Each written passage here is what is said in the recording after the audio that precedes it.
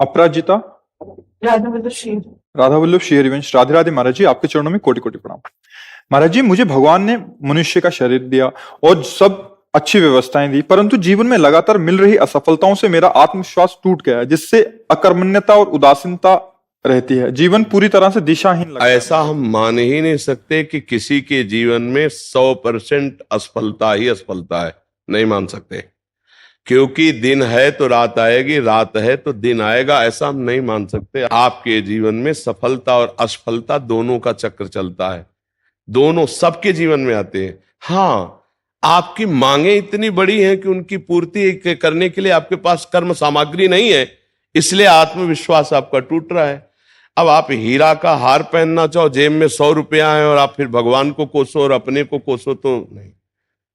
अगर 100 रुपया है तो आप 100 रुपये की ही कामना कीजिए, 100 रुपये की वस्तु की तो आपको परेशानी नहीं होगी। ऐसे ही आपका प्रारब्ध कर्म आया है, अब आप उसके अनुसार चलेंगे तो ठीक है, और उससे ज्यादा मांग करेंगे तो उसकी पूर्ति होगी नहीं। तो आप चाहे भगवान को कोसो चाहे अपने को कोसो, उससे कोई लाभ होने वाला है नहीं। इसीलिए विवेक की जरूरत है, ज्ञान की जरूरत है। क्या आप असफलता समझते हैं? आपको बोलना सिखाया, आपके कान हैं, कितनी सामग्री आपको भगवान ने दी, सफलता ही सफलता है। और आप हमको कोई ऐसे तो दिखाई नहीं दे रहे कि आप फटे पुराने कपड़े पहनो, किसका प्रश्न है?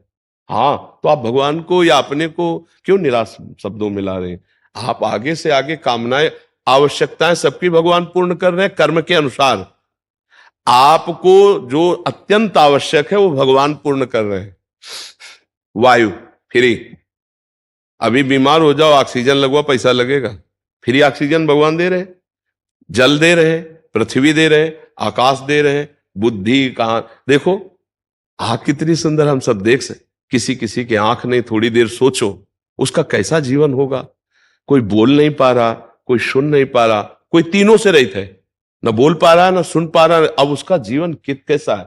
आप कभी भगवान को धन्यवाद दीजिए कि आपको कितना सुंदर जीवन दिया है और आप खा पी रहे हैं। आपने कभी वो गरीबी देखी है जिसके लिए आप कोसने के शब्द में बोले? वो गरीबी देखी है? आप तो बहुत ऐसा लग रहे हैं कि अच्छे घर से हैं, तो आप ऐसा क्यों बोले? नहीं, आप ऐसा बोले क्यों? आपने अपनी वासना को इतना क्यों बढ़ा दिया? आप ऐसी इच्छाएं क्यों कर रहे हैं कि जो आपके पास पावर नहीं उससे ज्यादा आप कर रहे हैं? आप नाम जप कीजिए, आप तपस्या बढ़ाइए, आप सत्कर्म बढ़ाइए, उसके अनुसार आपको लाभ मिलेगा। यहां संसार में कुछ फ्री नहीं है। अगर कोई राष्ट्रपति बनी बैठी तो तपस्या की है, कोई यहां फ्री नहीं है। अगर कोई अरबों रुपया में खेल रहा है तो उसने दान किया है, पुण्य किया है, तपस्या की तो है। अब पाप कर रहा है तो उसका परिणाम आएगा, सब नष्ट होगा। लेकिन पूर्व में उसने किया है, उसका फल उसको मिल रहा है। यहां एक पैसा भी फ्री नहीं है, हमारे कर्म के अनुसार ही हमें मिलता है, हमारे कर्म के अनुसार ही जाता है। अब वर्तमान में तुम्हारी खेती क्या है? ये तो तुम्हारी पूर्व की खेती है। अब वर्तमान में आप क्या कर रहे हैं? महाराज जी, वर्तमान में खेती सब चीजों की वजह से मतलब कोई भी काम शुरू करो उसमें मुझे उत्सुकता नहीं है। नहीं नहीं, यही गलती कर रहे हो। पूर्व की खेती तो बिगड़ी हुई थी हमारी, अब पूर्व को लेकर वर्तमान की बिगाड़ दे तो मूर्खता ही है ना।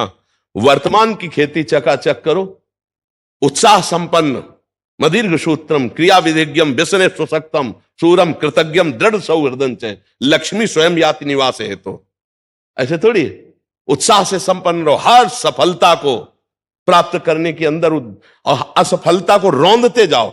एक बार असफल होंगे, 2 बार असफल होंगे, 3 बार असफल होंगे, चौथी बार मुझे ज्ञान हो जाएगा मैं क्यों असफल हो रहा हूं, और उसमें निकल जाएंगे।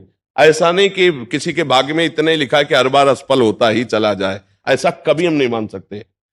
हमारा मनुष्य जीवन कोई पशु जीवन नहीं है कि हम केवल प्रारब्ध के अधीन है। हम नवीन कर्म करके नवीन प्रारब्ध की रचना करने आए हैं। हमें निराश नहीं होना, हमें नाम जप करना है, पवित्र चरित्र रखना है, दूसरों के अधिकार की रक्षा करनी है। क्योंकि आप किसी एक परिवार में होंगे, आपका कोई परिवार के सदस्य जन होंगे, उनके भावों की रक्षा करनी, उनकी सेवा करनी है, और सांसारिक उन्नति के लिए हमें प्रयासरत रहना है। अगर हम असफल हो जाते हैं व्यापार में, नौकरी में, प्रयास में, तो हमें निराश होकर नहीं बैठना, हमें फिर और उपाय करने हैं। किसी न किसी दिन सफलता हाथ लगी जाएगी। ऐसा नहीं है कि हम असफल होते ही चले जाएं। हम आपको एक शास्त्रीय दृष्टांत देते हैं। विद्यारण्य नाम के एक बहुत बड़े सन्यासी हुए हैं। वो गरीब ब्राह्मण के घर पैदा हुए थे, तो माता पिता के पोषण के लिए उनके पास व्यवस्था नहीं थी। तो वो चूंकि ब्राह्मणत्व में थे तो उन्होंने संतों का संग किया था, तो गायत्री अनुष्ठान किया। 24 लाख गायत्री का एक पुरस्चरण होता है। उन्होंने एक पुरस्चरण का अनुष्ठान पवित्रता से, गायत्री अनुष्ठान माता गायत्री का, कुछ नहीं मिला। दूसरा अनुष्ठान, तीसरा अनुष्ठान, चौथा 23 पुरस्चरण की, 24 लाख गायत्री के 23 पुरस्चरण किए।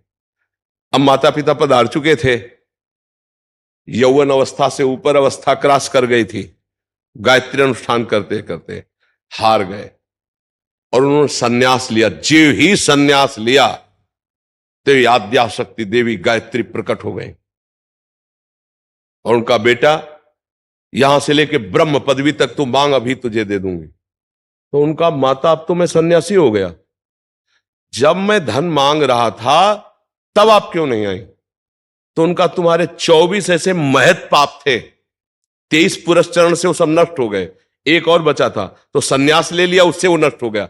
अब तुम देवराज इंद्र पद का, कुबेर का खजाना मांगो तो मैं दे दूंगी। बोले अब सन्यासी हो गया, मुझे इसकी जरूरत नहीं है। तो इससे हमको ये मिला कि जब तक हमारे पूर्व के पाप हैं तो वो हमको उन्नति में बाधा डालते हैं, हमारा प्रयास असफल हो जाता है। तो हमको साथ में भजन ही करना है, भजन भी करना है। हमें इसीलिए कहते हैं राधा राधा राधा राधा, कृष्ण कृष्ण हरि हरि, राम राम। जो नाम तुम्हें प्रिय हो भगवान नाम, वो नाम जप करो, क्योंकि वो नाम तुम्हारे उन पापों को नष्ट करेगा। 24 पुरस्चरण मतलब एक तरह से हुए, 23 पुरस्चरण एक संन्यास, तब वो निष्पाप हुए। तो अपने लोगों के पास कितना होगा पाप? 4 माला जपे हो, काम नहीं बना तो अश्रद्धा हो गई। सोचा, ऐसा नहीं होता। वो 4 माला फ्री नहीं जाएगा, वो 23 पुरस्चरण फ्री नहीं गए। 24वां संन्यास लेते ही माता जी साक्षात प्रकट हो गए, कहा आप जो मांगो। तो उन्होंने कहा, बहुत बड़े महापुरुष हुए हैं विद्यारण्य सन्यासी जी, उनके बड़े बड़े ग्रंथ हैं, बहुत उच्च कोटि के महापुरुष हुए। तो हमारी ये प्रार्थना है, असफलता में हमको निराश नहीं होना, हमें रौंदना है इस असफलता को। हम मनुष्य देह प्राप्त करके भगवद अंश है, हम कोई पशु नहीं है कि हम असफलता में बस झुक गए, उत्साहहीन हो गए, भगवान से अश्रद्धा हो गई, जीने से अश्रद्धा हो गई और क्रियाओं से अश्रद्धा हो गए। ऐसा नहीं, हर बार हम लड़ेंगे, एक बार विजयी होंगे। जीवन में एक बार तो हम विजयी होंगे, हम परास्त करेंगे। 2 साधन चलना चाहिए, एक आंतरिक नाम जप और एक बाह्य प्रयास, तो हम सफल हो जाएंगे, बिल्कुल सफल। अर्जुन जी से यही भगवान कह रहे हैं, मैं तुम्हारे साथ हूं, मामनिस्मर युद्ध च, मेरा स्मरण और युद्ध कर। युद्ध माने कर्तव्य कर्म, अपने कर्तव्य में लगे रहो और मेरा स्मरण करो। स्मरण क्या करेगा? पाप को नष्ट करेगा। कर्तव्य क्या करेगा? आगे की उन्नति का रास्ता खोल देगा। अब हम लोग सही पूछो तो धर्म का आश्रय नहीं लेते, भजन का आश्रय नहीं लेते और मनमानी आचरण करते हैं। कोई बिरला ऐसा होगा जो अपने जीवन के चरित्र को पावन करके, धर्मयुक्त चल करके ऊंचाई पर चढ़ना चाहे। नहीं तो ऊंचाई पे चढ़ना चाहता है, लेकिन जहां से ऊंचाई बनती है उसे खो देता है, तो वो ऊंचाई कुछ दिन के बाद उसकी मिट्टी पलित हो जाती है। ये हमारी बात ध्यान रखना। धर्म के बिना आज तक कोई ऊंचाई पर नहीं चढ़ पाया है। ऊंचाई पर चढ़ने के लिए चरित्र पावन और आपका विचार और उत्साह पावन। अगर चरित्रहीन जीवन रहा तो कुछ भी रुपया इकट्ठा कर लो, तुम्हें शांति नहीं मिलेगी। कुछ भी कर लो, शांति नहीं मिलने वाली। ये हमारा धर्म प्रधान देश है, ऐसा नहीं रहा है। और अब जो है नवीन पीढ़ी इस बात, धर्म क्या है किस, इससे कोई मतलब नहीं रह गया। चरित्र क्या है, इससे कोई मतलब नहीं रह गया। अब आप जैसे कहो कि ऐसा कैसे कह सकते हो चरित्र नहीं, तो आप हमें बताओ, आज इस लड़के से बॉयफ्रेंड गर्लफ्रेंड वाला जो संबंध चलता है, फिर इसके बाद एक शब्द आया है ब्रेकअप, फिर आया नवीन बॉयफ्रेंड, फिर आया है ब्रेकअप, फिर आया नवीन। अब जो हंसी में उनसे बात पूछो तो बोले 9 गर्लफ्रेंड, 10वीं, वो 10। इसको आप क्या कहेंगे? ये क्या हो रहा है हमारे समाज में? इसको क्या कहा जा रहा है? इसको बॉयफ्रेंड गर्लफ्रेंड को कुछ दिमाग में नहीं रखा जा रहा है, लेकिन अपवित्रता का संचार हो रहा है कि नहीं हो रहा? देह अपवित्र, मन अपवित्र, विचार अपवित्र, चरित्र अपवित्र नहीं है। हम मानते हैं दोस्ती करो, मानते हैं, लेकिन एक को स्वीकार करो और माता पिता की सहमति से पाणी ग्रहण करके फिर गृहस्थी धर्म का, तो पवित्र जीवन हो जाएगा। हम इस पक्ष में नहीं जाते। हम इस पक्ष में, आज का जैसा समय है, अगर आपको दोस्ती भी करनी है तो एक से करो, खूब पहले परिचय बना लो, फिर एक से करो, और फिर दोनों माता पिता की शरण में हो कि हम लोगों ने दोस्ती की, यदि आपका अनुमति हो, आपका आदेश हो, और आजीवन फिर ब्याह करके घर गृहस्थी। ये कौन सा चरित्र है? हम दोस्ती के लिए नहीं रोकते, करो दोस्ती। शास्त्रों में ऐसा वर्णन आया है, पिता ने छूट दे दी, आप वर स्वयंवर क्या है, स्वयंवरो, स्वयंवर का वर्ण करो, वर्ण कर लिया। माता पिता को भी चाहिए कि ज्यादा उसमें न पड़े, अपने बच्चों के सुख में सुखी रहना सीखें, बच्चों को जिसमें सुख मिले। पर आज के बच्चे इन बातों को बहुत हल्के में ले रहे हैं, समझ नहीं रहे। तो उससे क्या हो रहा है, बच्चों की प्रवृत्तियां बिगड़ गई। अब वही बच्चे जब वर वरेंगे ना, तो वो ब्रेकअप वाला अभ्यास वहां भी आ जाएगा।